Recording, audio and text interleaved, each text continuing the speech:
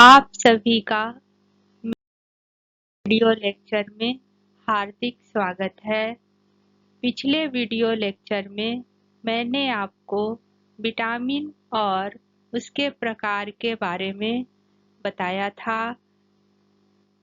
पुनः दोबारा मैं विटामिन के प्रकार के बारे में आपको जानकारी दे रही हूँ। इसके बाद हम विटामिन B1 के बारे में जानकारी प्रस्तुत करेंगे। विटामिन के प्रकार को अगर देखा जाए तो यह दो प्रकार के विटामिन यहाँ पर बताए गए हैं, जल में घुलनशील विटामिन और वसा में घुलनशील विटामिन। जल में घुलनशील विटामिन के अंतर्गत विटामिन बी कॉम्प्लेक्स और विटामिन सी आता है, जबकि वसा में घुलनशील विटामिन के अंतर्गत vitamin A, vitamin D, vitamin E और विटामिन के है। जल में घुलनशील विटामिन में विटामिन बी कॉम्प्लेक्स के अंतर्गत जो विटामिन है, इसमें vitamin B1, vitamin B2, vitamin B3, vitamin B5, vitamin B6, vitamin B7, vitamin B9, vitamin B12 हैं। आज हम आपको विटामिन B1 के बारे में जानकारी प्रस्तुत करेंगे। विटामिन B1 को थायमीन के नाम से जाना जाता है। यह जल में घुलनशील विटामिन होता है। इसका अर्थ यह है कि शरीर इसे संग्रहित नहीं कर पाता, अतः हमें प्रतिदिन की डाइट में इसे लेना आवश्यक होता है। विटामिन B1 को एंटी न्यूरेटिक फैक्टर और एंटी वेरी पदार्थ भी कहते हैं। यह एक सल्फर कंटेनिंग विटामिन है, अर्थात इस विटामिन में सल्फर भी पाया जाता है। विटामिन B1 की खोज 1897 में क्रिश्चियन आइजैकमैन ने किया था। उन्होंने पाया कि पालिश किए हुए चावल खाने वाले लोगों को बेरी रोग हो जाता है। इसका इलाज उन्होंने चावल के छिलके से किया और इसे विटामिन B1 का नाम दिया, खोज की।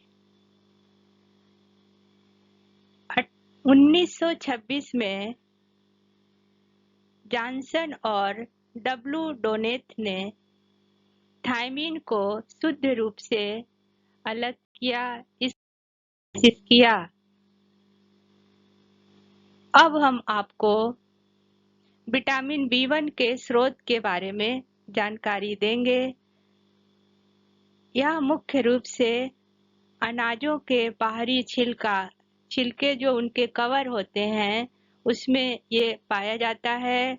प्रमुख रूप से राइस ब्रान, होल व्हीट, गेहूं का जो आटा हम प्रयोग करते हैं, यदि वह चोकर युक्त होता है तो उसमें विटामिन B1 पर्याप्त मात्रा में रहता है। इसके साथ ही दालें, मूंगफली, बीज मीन्स तिल इत्यादि में, नट्स, मेवे, काजू, बादाम, अखरोट इत्यादि में, मीट, मछली और अंडा, हरी सब्जियां और फल इसके प्रमुख स्रोत हैं। दैनिक आवश्यकता की बात करें तो RDA के अकॉर्डिंग इसको कुछ विशेष रूप से मात्रा निर्धारित की गई है। एक सामान्य व्यक्ति के लिए इसके प्रतिदिन की मात्रा 1.4 mg प्रतिदिन निर्धारित की गई है। एक सामान्य वयस्क महिला के लिए 1.4 mg प्रतिदिन एवं गर्भवती एवं स्तनपान कराने वाली जो माताएं हैं उनको 2 mg प्रतिदिन इसकी निर्धारित मात्रा रखी गई है। थायमिन के मुख्य कार्य को अगर देखा जाए तो इसका प्रमुख कार्य ऊर्जा उत्पादन करना है। यह कार्बोहाइड्रेट को ग्लूकोज में बदलने में सहायता करता है। नेक्स्ट, मस्तिष्क और तंत्रिका तंत्र की कार्यप्रणाली को बनाए रखता है।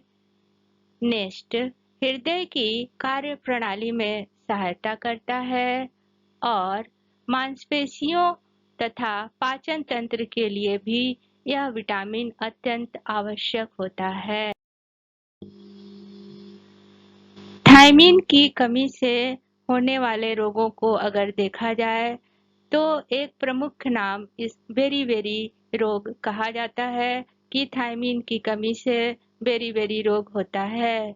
वास्तव में बेरी रोग 2 प्रकार का है, जिसमें ड्राई बेरी जिसे शुष्क बेरी कहते हैं और नेक्स्ट है आपका दूसरा वेट बेरी जिसे आर्द्र बेरी कहा जाता है।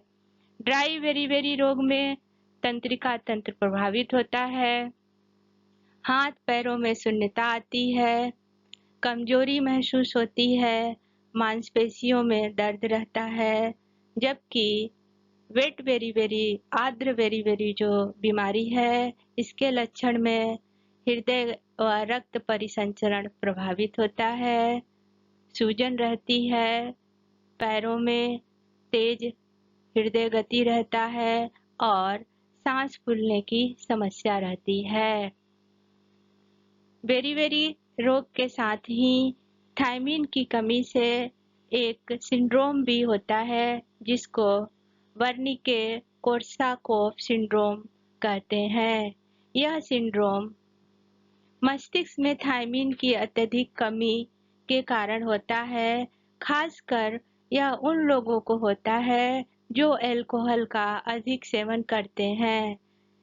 इस सिंड्रोम का प्रमुख लक्षण यह है कि भ्रम रहता है, याददाश्त की समस्या रहती है तथा शरीर में संतुलन की कमी भी बनी रहती है। अब हम इसके बचाव व उपाय के बारे में कुछ जानकारी आपको देंगे। बचाव के लिए जो हम आहार लेते हैं वह साबुत अनाज वाले हों तथा वह रिफाइंड न हो। नशीली चीजों खासकर अल्कोहल से दूर रहें क्योंकि यह थायमिन को नष्ट कर देती है। नियमित रूप से दाल, नट्स, तिल और हरी सब्जियों को आहार में अवश्य शामिल करें। चूंकि यह विटामिन जल में घुलनशील है, अतः अधिक मात्रा में इसका सेवन हमारे शरीर को नुकसान नहीं पहुंचाता है, बल्कि अत्यधिक मात्रा होने पर यह मूत्र के द्वारा बाहर निकल जाता है। इसलिए इसकी अधिकता को सामान्यतः कोई हानि नहीं होती। इसकी अधिक सेवन से व्यक्ति को कोई हानि नहीं पहुंचती है।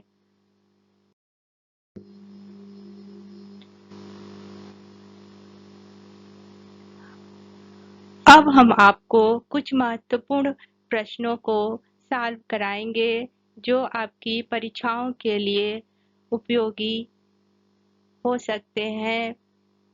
इसमें पहला प्रश्न है आपका, थायमिन की कमी से कौन सा रोग होता है?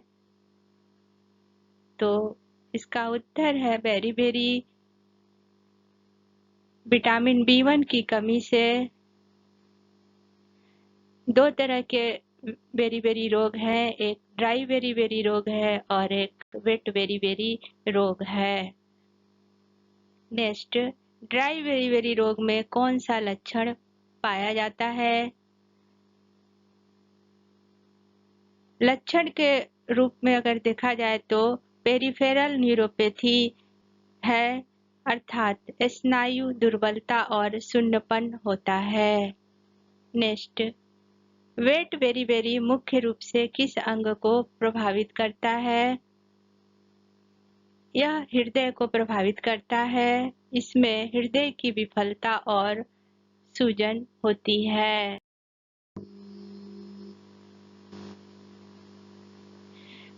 नेक्स्ट क्वेश्चन, ब्रोंकियोएंसेफेलोपैथी किस विटामिन की कमी से होता है? विटामिन B1 की कमी से यह होता है और यह बीमारी मुख्य रूप से जो अल्कोहल का अधिक सेवन करते हैं उनमें पाया जाता है। नेक्स्ट क्वेश्चन, कोर्साकॉफ सिंड्रोम किस विटामिन की कमी से जुड़ा हुआ है? थायमीन, विटामिन B1, इसमें व्यक्ति की स्मृति का ह्रास होता है और भ्रम की स्थिति बनी होती है। नेक्स्ट, थायमीन डेफिशिएंसी को रोकने का सबसे अच्छा तरीका क्या है? उत्तर, संपूर्ण अनाज, whole grain cereals, pulses, nuts और सप्लीमेंट का सेवन करके इस बीमारी को रोका जा सकता है। प्रश्न, विटामिन B1 को किस नाम से जाना जाता है?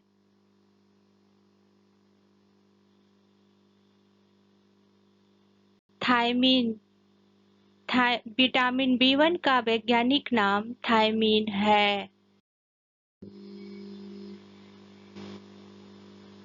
थायमीन किसका कोएंजाइम है? Answer, TPP। इसका पूरा नाम है थायमीन पायरोफॉस्फेट। थायमीन शरीर में थायमीन पायरोफॉस्फेट के रूप में कार्य करता है जो कार्बोहाइड्रेट मेटाबॉलिज्म में सह एंजाइम है।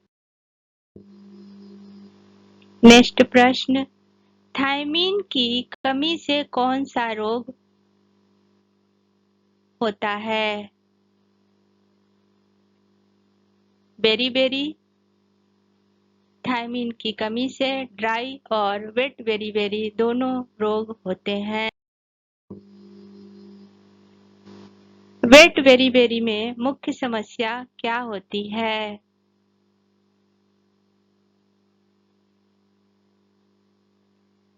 इस बीमारी में हृदय की विफलता और सूजन। वेट बेरी मुख्य रूप से कार्डियोवैस्कुलर सिस्टम को प्रभावित करता है। प्रश्न, ड्राई बेरी मुख्य रूप से किस तंत्र को प्रभावित करता है? स्नायु तंत्र। इसमें पेरिफेरल न्यूरोपैथी, मसल्स वास्टिंग, कमजोरी होती है। नेक्स्ट प्रश्न, थायमीन डेफिशिएंसी से जुड़ी मस्तिष्क की बीमारी कौन सी है?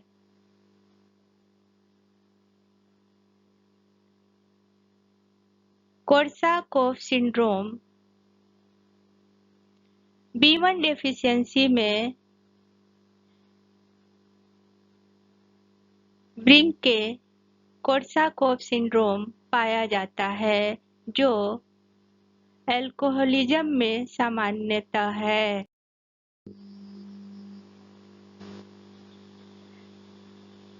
ब्रोंकियोएंसेफेलोपैथी में मुख्य लक्षण कौन से हैं?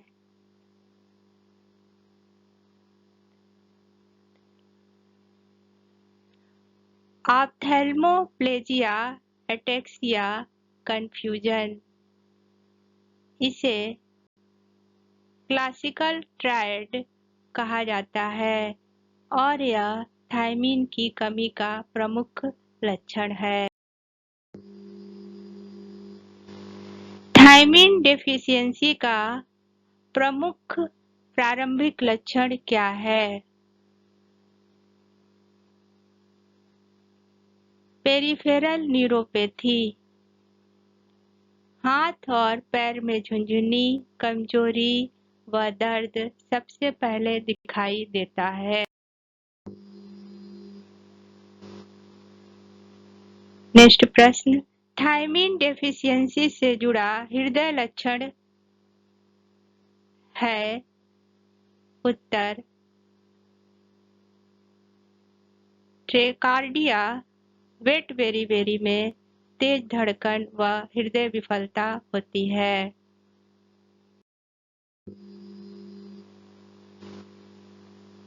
थायमीन डेफिशिएंसी को लैब टेस्ट से किसके द्वारा पहचाना जाता है? उत्तर, ट्रांसकीटोलेज एक्टिविटी के द्वारा। व्याख्या, एरिथ्रोसाइट ट्रांसकीटोलेज एक्टिविटी घट जाती है।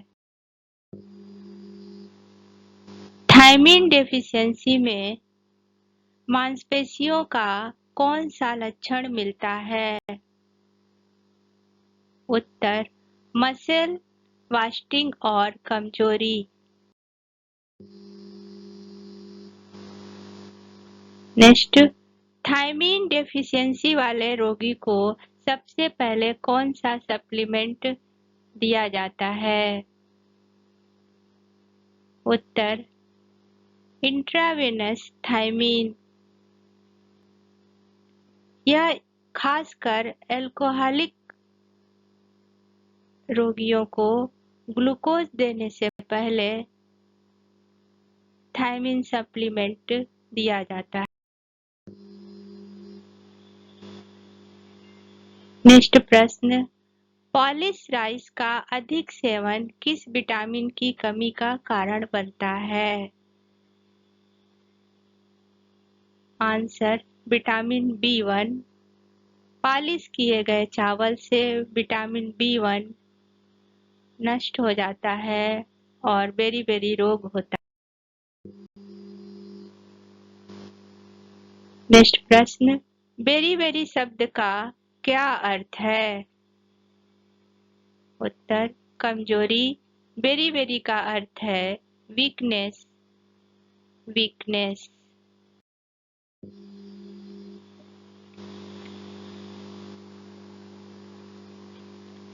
विटामिन संबंधित जो जानकारी आपको दी गई, आपको यदि उपयोगी लगे तो चैनल को सब्सक्राइब अवश्य करें, जिससे आने वाले वीडियो के बारे में आपको जानकारी मिल सके। Thank you.